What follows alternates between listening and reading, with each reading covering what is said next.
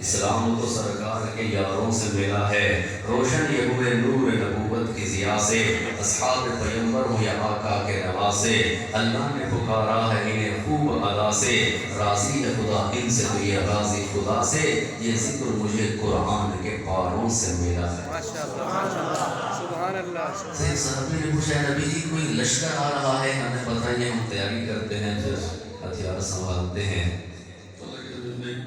پھر کس نے کہا ہے نبی جی کوئی اللہ کا حکم ہے ہمیں بتائیں ہم اس کی تعمیل کریں، تو کہتے ہیں پھر ہے نبی جی آپ بتائیے کس کے بارے میں اتنا اہتمام کیا جا رہا ہے، تو سنیں حبیب نے فرمایا وہ رمضان آ رہا ہے۔ ابن عباس رضی اللہ عنہ کی روایت ہے سارا سال جنت کو خوشبو کی دھوڑی دی جاتی ہے، اور جب رمضان المبارک کی پہلی رات ہوتی ہے اللہ کے عرش کے نیچے سے ایک ہوا چلتی ہے جس کا نام موسیرا ہے، اور اس ہوا کے چلنے کی وجہ سے جنت کے درختوں کے پتے اور جنت کے جو گھر ہیں اور ان کے جو کواڑ ہیں وہ بجنے لگتے ہیں، اور اس سے ایسا میوزک اور موسیقی پیدا ہوتی ہے کہ سننے والوں نے آج تک ایسا میوزک نہیں سنا، بس خوشنما آنکھوں والی حوریں اپنے جنت کے بالا خانوں میں آتی ہیں اور آگے کیا کہتی ہیں، ہے کوئی اللہ کی بارگاہ میں ہم سے مغنی کرنے والا کہ اللہ اسے ہم سے جوڑ دے۔ اور پھر وہ جنت کے فرشتے سے پوچھتے ہیں رضوان آج کیسی رات ہے، تو کہتے ہیں آج رمضان المبارک کی پہلی رات ہے، اللہ نے اپنے حبیب کی امت کے لیے جنت کے دروازوں کو کھول دیا، مالک کو حکم ہو گیا جہنم کے دروازے بند کر دیے گئے، رضوان کو حکم ہو گیا جنت کے دروازے کھول دیے گئے، جبریل امین کو حکم ہوا کہ دنیا پہ جاؤ سب کا شیاطین کو قید کرو، ان کو بیڑیاں توڑ ڈالو اور دریاؤں میں پھینک دو تاکہ میرے حبیب کے روزوں کو خراب نہ کرے۔ تو ایسا پیارا انداز شہر رمضان، شہر رمضان، ایک ہی دفعہ ہے پورے قرآن میں لفظ رمضان، پورے قرآن میں صرف ایک دفعہ ہے، تو مجھے اور آپ کو یہ آیت سمجھنی چاہیے۔ علماء ہیں آپ کے علاقے میں ماشاءاللہ تھوڑا سا پھرے ہیں، تو آپ ان کے پاس بیٹھے تلمس کیجیے اور ان سے سیکھیے، پوچھیے کہ اللہ رمضان میں کیا کہنا چاہتا ہے۔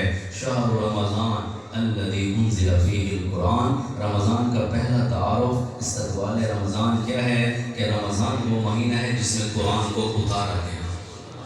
تو رمضان کی اہمیت بھی سمجھیے، ساری افطاری کی اہمیت بھی سمجھیے، تراویح کی اہمیت بھی سمجھیے، اللہ کی خاطر بھوکا پیاسا رہنے کی اہمیت کو بھی سمجھیے، زبان کا بھی روزہ رکھیے، آنکھوں کا بھی روزہ رکھیے، کانوں کا بھی روزہ رکھیے، اپنی ساری خواہشات سے روزہ رکھیے، تاکہ جیسے عید کا دن آتا ہے ایک مسلسل پریکٹس کے بعد جب بندہ روزہ رکھتے رکھتے تو آخر میں عید کا دن ہوتا ہے، تو ہم ایسی زندگی گزار کے جائیں کہ جب موت کا وقت ہو تو وہ عید کا دن ہو۔ یا ایتھا النفس المطمئنہ ارجعی الی ربک راضیۃ مرضیہ فادخلی فی عبادی وادخلی جنتی۔ اللہ ملا تو سب کچھ ملا، اللہ کی رضا مل گئی تو سب کچھ مل گیا۔ تو پہلا تعارف ہے شہر رمضان، تھوڑے تھوڑے میں کہوں گا، ہنٹ آؤٹ کرتا جاتا ہوں۔ الذی انزل فیہ القرآن، رمضان وہ مہینہ ہے جس میں قرآن کو اتارا گیا۔ اتارنے والا کون ہے اس جگہ سے ذکر نہیں ہے، کس ہستی پہ اتارا گیا اس کا ذکر بھی یہاں پہ نہیں ہے، قرآن کا ذکر ہے۔ قرآن کو اتارا گیا یہ اس لیے ہے کہ سارے راجن پور والے، سارے کوٹ میٹھن والے، سارے روجان والے، سارے حفاظت پور والے قرآن کی اہمیت کو سمجھیں۔ قرآن میں جز جلووں کے چار رسو کیا ہے، یہ بزم، یہ سورہ شمس و قمر کیا ہے، سورہ نوح کیا ہے، اللہ 11 قسمیں کیوں اٹھا رہا ہے، والشمس وضحاها والقمر اذا تلاها والنهار اذا جلاها واللیل اذا یغشاها والسماء وما بناها والارض وما طحاها ونفس وما سواها۔ اللہ کیا کہنا چاہ رہے ہیں، فَأَلْهَمَهَا فُجُورَهَا وَتَقْوَاهَا، ہم نے تمہارے اندر انسٹل کر دیا ہے کہ فجور کیا ہے، تقویٰ کیا ہے، اب یہ تمہارے اوپر ہے۔ قَدْ أَفْلَحَ مَنْ زَكَّاهَا وَقَدْ خَابَ مَنْ دَسَّاهَا، اپنے من میں ڈوب کر پا جا سراغ زندگی، تو اگر میرا نہیں بنتا نہ بن، اپنا تو بن۔ اپنی مٹی پہ چلنے کا طریقہ سیکھو، سنگ مرمر پہ چلو گے تو پھسل جاؤ گے، سطر سطر میں موجود آیتیں تیری، مگر یہ پردہ نہ اب تک اٹھا کے تو کیا ہے۔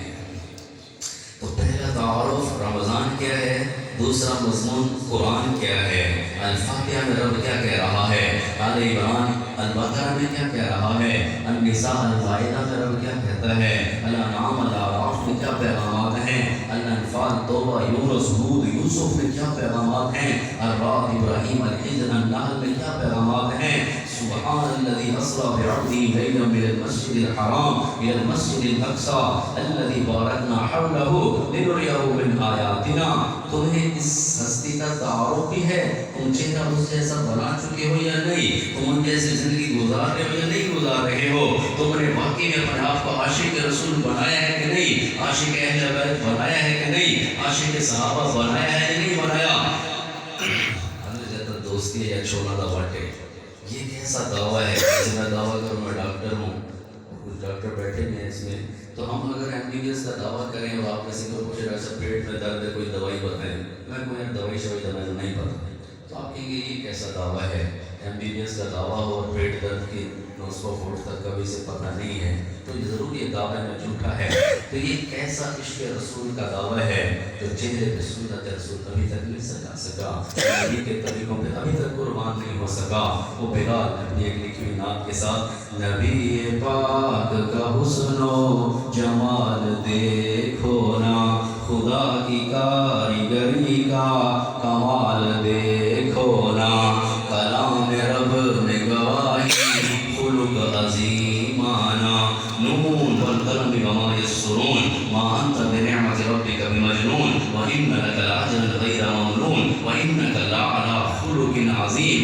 کلام رب میں گواہی خلق عظیمانہ، رسول پاک کے عمدہ خصال دیکھو نا، سجا رکھی ہیں جنہوں نے یہ 11 تلواریں، سجا رکھی ہیں جنہوں نے یہ 11 تلواریں، فقیری میں بھی یہ جاہو جلال دیکھو نا.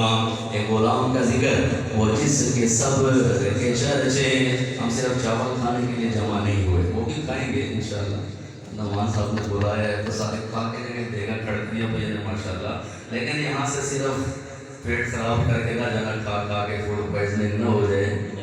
اصل میں یہاں سے عشق الہی، عشق رسول، عشق اہل بیت لے کے جائیے. ابھی میں اس علاقے میں پھر رہا ہوں، بجان بھی گئے تھے، اس علاقے میں مقابری کی بڑی قربانیاں ہیں. اب ان کے جانشین چل رہے، یہ بھی قربانیوں سے ہی چل رہے ہیں. تو آپ سارے پیارے بھائی جتنے آئے بیٹھے ہو، آپ یہ نیت کرو، جس کی نیت چاولہ دی ہے وہ ادھر بیٹھے بیٹھے چینج کر لے، انما الاعمال بالنیات. ورنہ اس پوری مجلس میں صرف 1-2 پلیٹ چاول ہی لبیں گے، باقی کچھ نہیں لگے گا. جس نے جس کے لیے ہجرت کی اس کو وہی ملا، عورت کے لیے کی تو وہی ملا. تو اس لیے آپ بیٹھے بیٹھے اگر ہو گیا تو پچھلی استغفار کریں، آپ بیٹھے بیٹھے نیت کر لیں.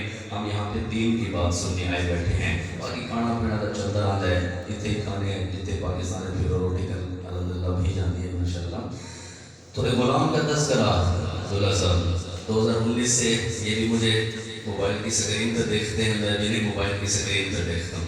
ان حضرات کی مہربانی ہے کہ ہم جیسے لوگوں پہ انہوں نے اعتماد کیا اور ہم نے ان پہ کیا، دوست احباب نے ہم سب پہ کیا.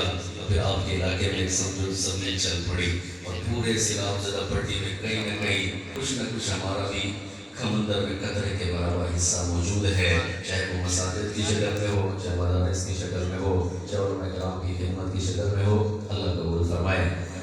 وہ جس کے صبر کے چرچے جہان بھر میں ہیں، وہ جس کے صبر کے چرچے جہان بھر میں ہیں، غلام ان کا وہ حبشی بلال دیکھو نا، غلام ان کا وہ حبشی بلال دیکھو نا.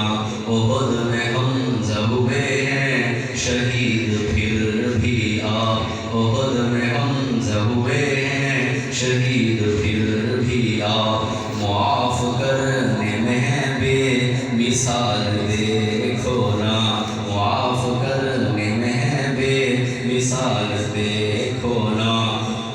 جبریل اللہ سے پوچھ کے او میرے بعد میری امت کا کیا کرے گا. اس کا خلاصہ اس شعر میں ہے، امتی وفا والے کے ساتھ وفا کیجئے. ایک کتے کو ہم روٹی ڈالتے ہیں، کتنی وفا کر جاتا ہے، نسلوں سے ہماری وفا کر جاتا ہے. ہم تو اس مالک کا کھائی جا رہے ہیں اور اس مالک نے ایک اپنا محبوب بھیجا ہے. لقد من اللہ علی المؤمنین اذ بعث فیہم رسولا. انہوں نے وفاؤں کی انتہا کر دی اور ہم پتہ نہیں جگہوں کی انتہاؤں پہ پہنچے ہوئے ہیں. لوٹیے پلٹیے کہ محمد سے وفا سنے ہم تیرے ہیں، یہ جہاں چیزیں کیا دو قلم تیرے ہیں. ہے امتی کی صدا آخری گھڑی میں بھی. کتنے لوگوں کو مرتے دیکھا ہے. کوئی کیا کہتا ہے جناز ہوتا لاہور میں مرتا تو ایک بندہ گالیاں نکالتے مر گیا. کتنی عجب ڈیتھس ہوتی ہیں. اور ہمارے نبی کا کیا پیارا مثال ہے. اے امتی کی صدا آخری گھڑی میں بھی میرے نبی کا سبھی تم وصال دیکھو نا.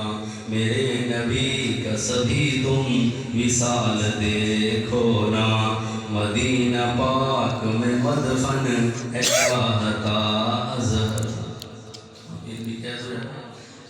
مدینہ پاک میں مدفن چاہتا اظہر. خدائے پاک سے میرا سوال دیکھو نا. خدائے پاک سے میرا سوال